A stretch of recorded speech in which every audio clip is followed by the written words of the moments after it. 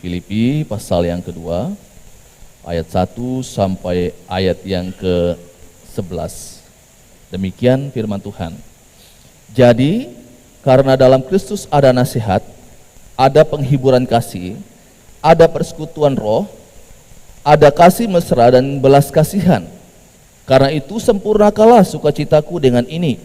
Hendaklah kamu sehati sepikir dalam satu kasih, satu jiwa, satu tujuan, dengan tidak mencari kepentingan sendiri atau puji-pujian yang sia-sia. Sebaliknya, hendaklah dengan rendah hati yang seorang menganggap yang lain lebih utama daripada dirinya sendiri. Dan janganlah tiap-tiap orang hanya memperhatikan kepentingannya sendiri, tetapi kepentingan orang lain juga. Hendaklah kamu dalam hidupmu bersama menaruh pikiran dan perasaan yang terdapat juga dalam Kristus Yesus, yang walaupun dalam rupa Allah, tidak menganggap kesetaraan dengan Allah itu sebagai milik yang harus dipertahankan, melainkan telah mengosongkan dirinya sendiri dan mengambil rupa seorang hamba dan menjadi sama dengan manusia. Dan dalam keadaan sebagai manusia, ia telah merendahkan dirinya dan taat sampai mati, bahkan sampai mati di kayu salib.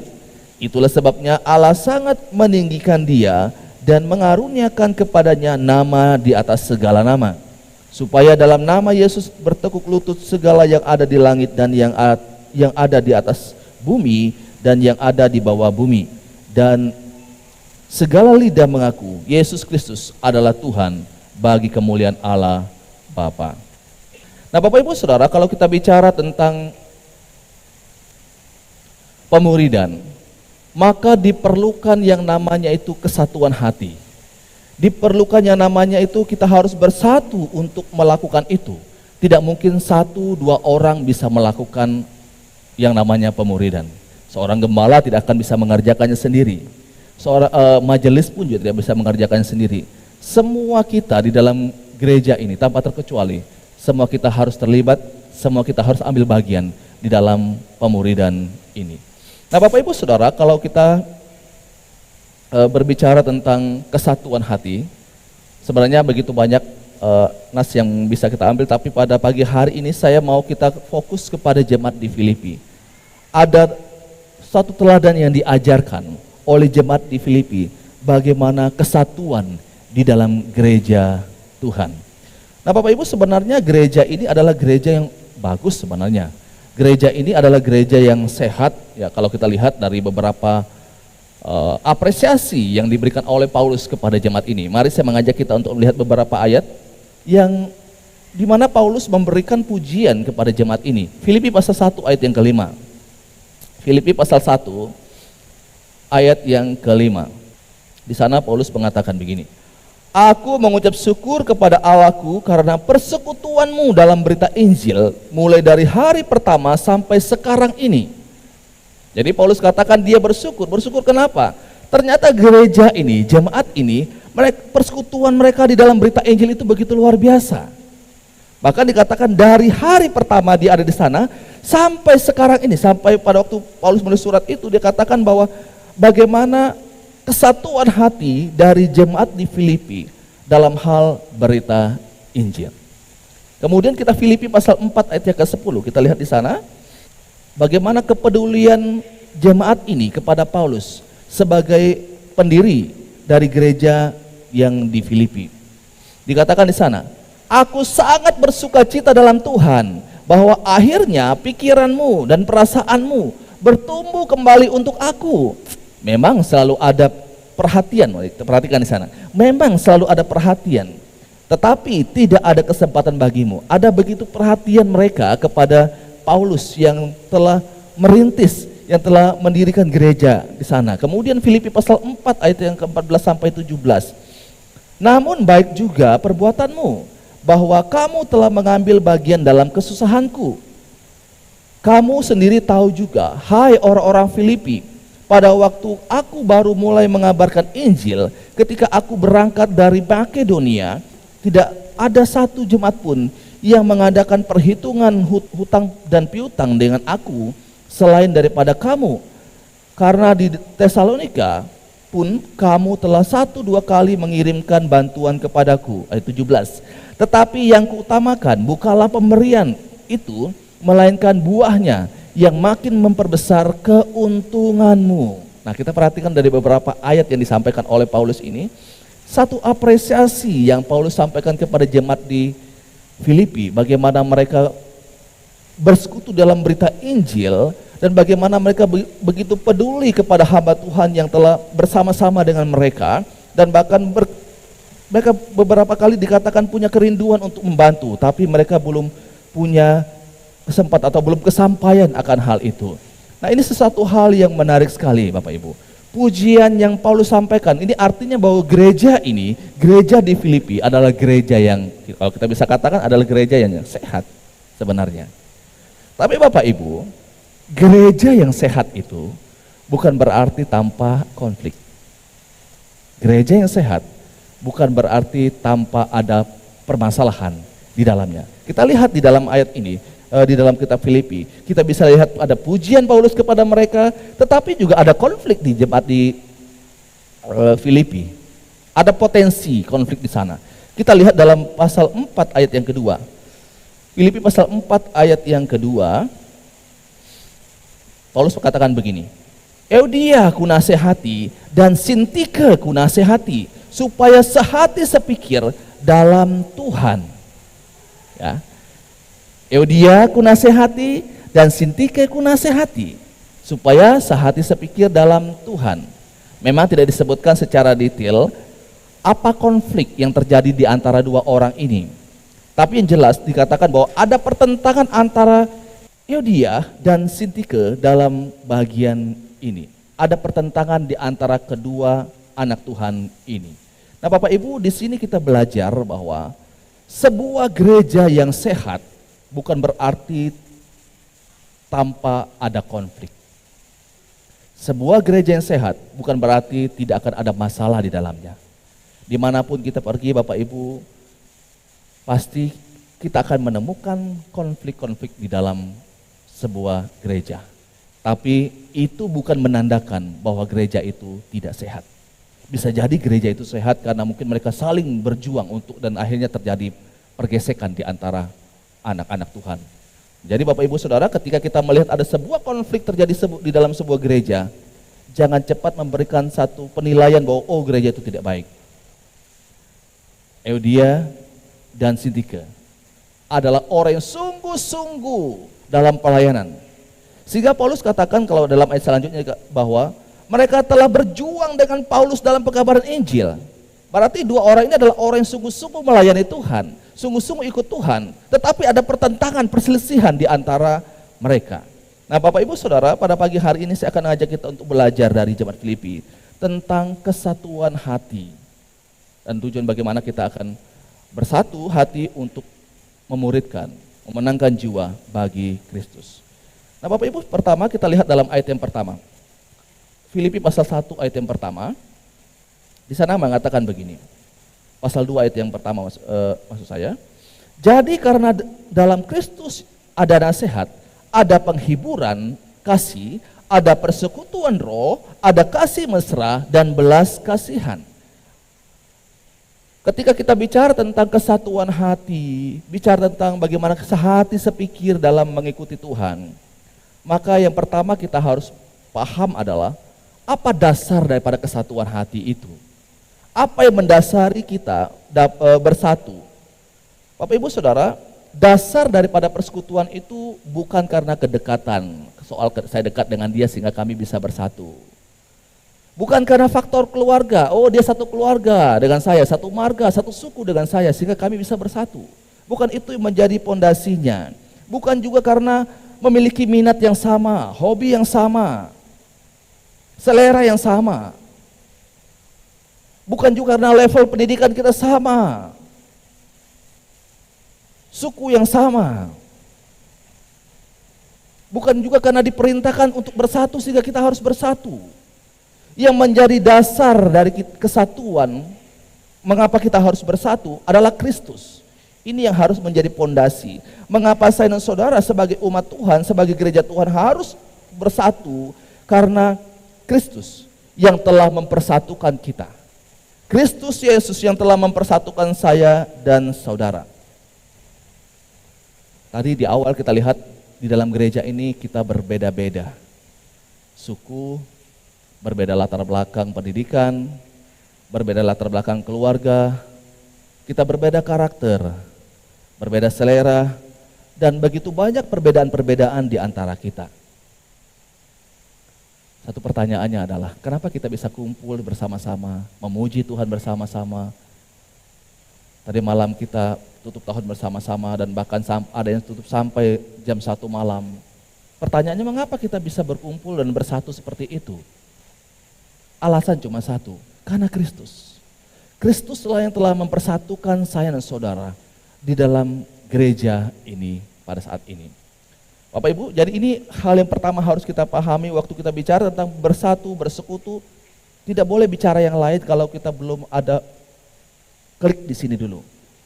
Kalau kita sama-sama bersatu di dalam Kristus, ini menjadi dasarnya, barulah kita akan bicara hal-hal yang lain. Nah, kemudian bagaimana caranya agar kita dapat bersatu, bersahati dalam memuridkan? Sekarang kita perhatikan dalam ayat yang ketiga dan ayat yang keempat. Di sana mengatakan begini, dengan tidak mencari kepentingan sendiri atau puji-pujian yang sia-sia. Kemudian saya lanjut kepada ayat yang keempat, dan janganlah tiap-tiap orang hanya memperhatikan kepentingannya sendiri, tetapi kepentingan orang lain juga. Jadi bagaimana caranya kita dapat bersatu? Yaitu tidak mementingkan diri sendiri. Kalau mau bersatu berarti tidak boleh mementingkan diri sendiri. Nah Bapak Ibu Saudara, kata mementingkan diri sendiri itu dalam beberapa terjemahan saya coba melihat dan kemudian itu memiliki arti begini. Mementingkan diri sendiri itu lebih mengarah kepada suatu ambisi atau persaingan. Atau istilah yang sangat familiar bagi kita adalah ego. Itu artinya mementingkan diri sendiri. Ada ego atau egois. Ya, kemarin diperankan oleh Pak Didit dengan luar biasa. Dikatakan bahwa aku adalah Mr. Ego. Ada Pak Didit di sini? Mr. Ego? Oh sudah tidak ego lagi ya. Tahun 20 ego lagi. Nah Bapak Ibu Saudara, mementingkan diri sendiri atau ego adalah perusak daripada kesatuan. Orang yang hanya mementingkan dirinya sendiri itu akan merusak persatuan dan kesatuan dari sebuah lembaga atau satu kelompok. Mementingkan diri sendirilah yang menjadi persoalan manusia sebenarnya. Natur dosa dalam diri kita mencondongkan hati kita untuk mementingkan diri sendiri daripada kepentingan orang lain. Keakuan lebih ditonjolkan. Nah, saya mengajak kita untuk melihat satu kisah di dalam Alkitab, para murid-murid Yesus. Ya, jangan berpikir bahwa mereka itu adalah karena mereka murid Yesus, belajar hari-hari dengan Yesus, berarti mereka sudah tidak ada pementingan diri sendiri. Wah, itu nyata sekali di dalam percakapan ini nanti Bapak Ibu. Saya sarankan Bapak Ibu nanti untuk lebih jelasnya bisa membaca Alkitab di rumah untuk kisah ini. Nah Bapak Ibu, dalam Matius pasal 20, ini adalah kisah tentang murid-murid Yesus yang kemudian memperdebatkan siapa yang lebih utama dari mereka. Matius pasal yang ke-20 ayat 20 sampai 28, tapi kita tidak akan baca semua ayat ini. Matius yang ke-20 ayat 20 sampai 28. Di dalam bagian firman Tuhan ini diceritakan ibu dari Yakobus dan Yohanes meminta agar kedua anaknya itu diberikan tempat agar boleh duduk di dalam kerajaannya. Yang seorang di sebelah kiri dan seorang sebelah kanan. Ini permintaan dari ibu mereka. Nah Bapak Ibu, sebenarnya permintaan ini adalah satu ambisi dari Yohanes dan Yakobus. Tetapi mereka memperalat ibu mereka. Mereka pakai ibu mereka untuk ngomong sama Tuhan Yesus. Kenapa harus pakai ibu mereka? Kenapa mereka tidak ngomong langsung untuk minta itu kepada Yesus? Karena Bapak Ibu, ibu dari Yakobus dan Yohanes ini adalah Salome. Nah Salome ini adalah saudara dari ibu Yesus, dari Maria. Jadi ibu Yakobus dan Yohanes itu adalah tante dari Yesus. Jadi mereka berpikir kalau tante yang bicara kepada ponakan, kemungkinan besar akan dikabulkan permintaannya. Nah, Bapak Ibu Saudara, setelah mereka meminta untuk mendapatkan posisi di dalam bagian ini, kita lihat bagaimana reaksi daripada murid-murid yang lain. Reaksi, mari kita lihat dalam ayat yang ke-24. Reaksi daripada murid-muridnya, Matius pasal 20 ayat yang ke-24. Dikatakan di sana, mendengar itu, marahlah ke-10 murid yang lain kepada kedua saudara itu. Pertanyaannya, kenapa mereka marah? Mengapa ke-10 murid ini juga menjadi marah ketika mereka meminta seperti itu? Karena mereka juga punya ambisi. Mereka juga punya ego, mau seperti itu. Masing-masing mereka punya ego. Jadi yang berambisi di sini bukan hanya 2 murid ini, bukan Yohanes dengan Yakobus saja. 10 murid yang lain juga punya ambisi, punya ego yang sama. Akhirnya mereka marah kepada 2 orang ini.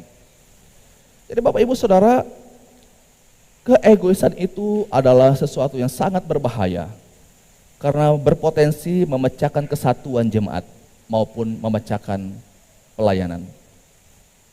Kiranya ini menjadi perenungan kita di awal tahun 2023 ini. Jika masih ada keegoisan, pementingan diri sendiri dalam diri saudara, maka kita perlu bertobat.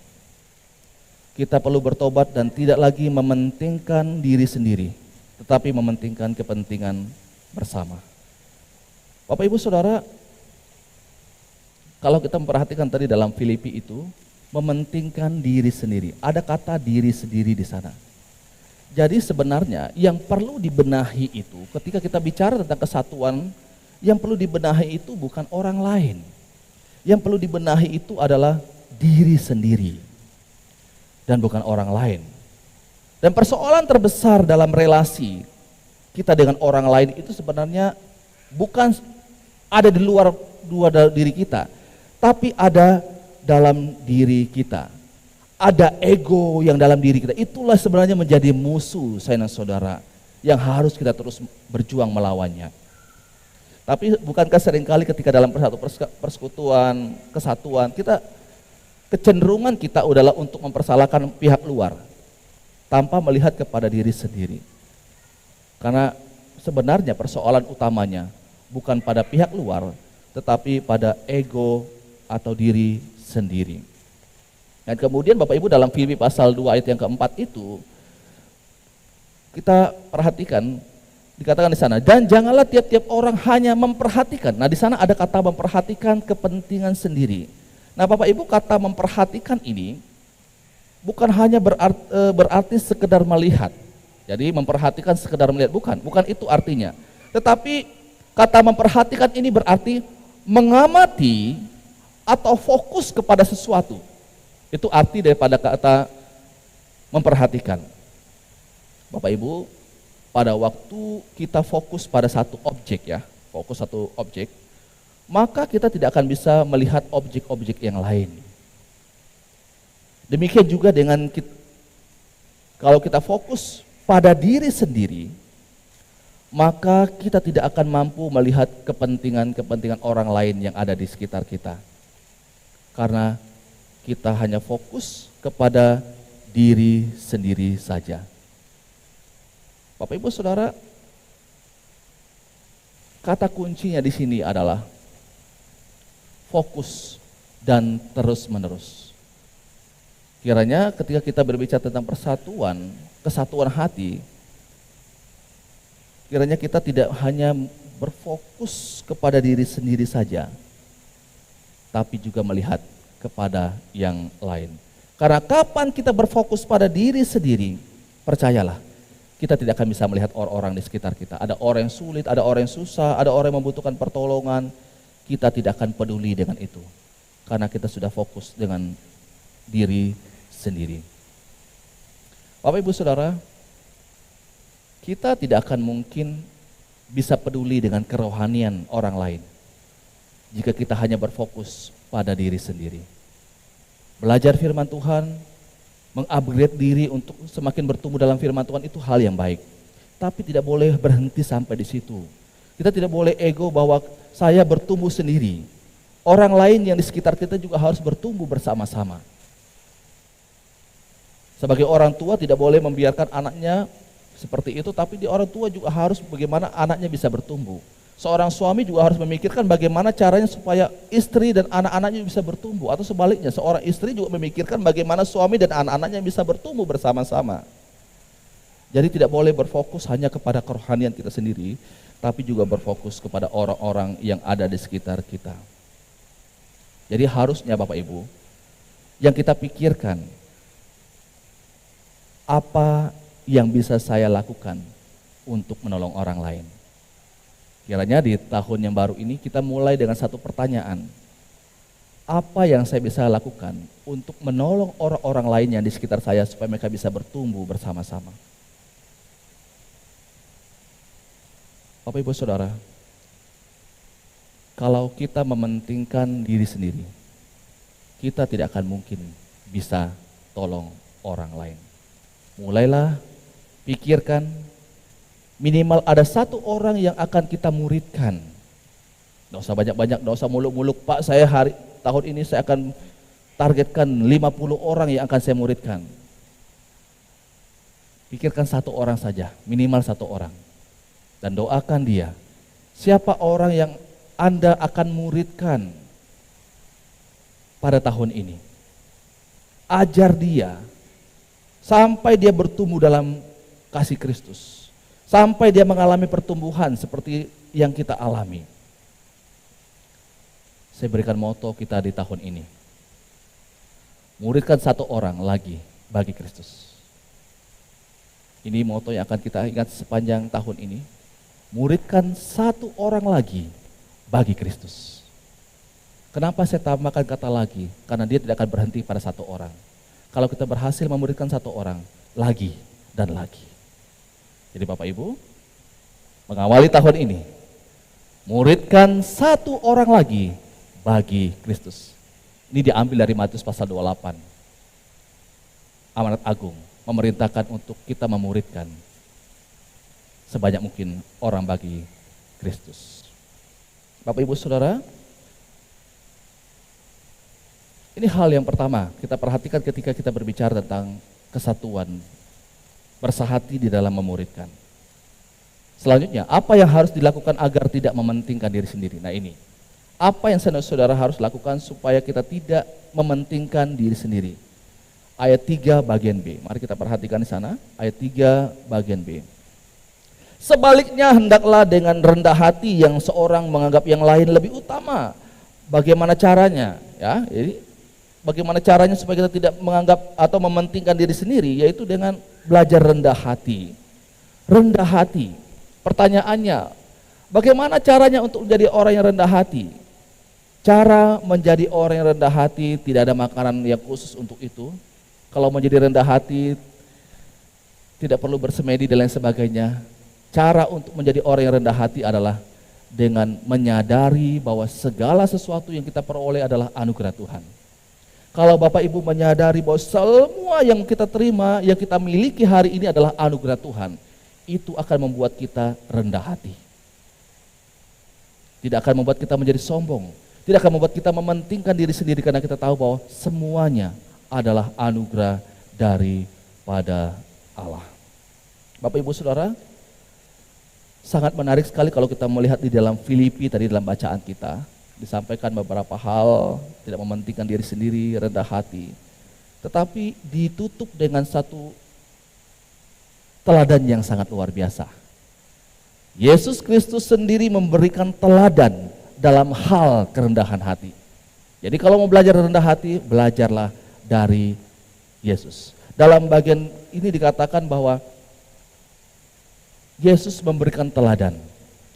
Kita perhatikan pada Filipi ayat yang ke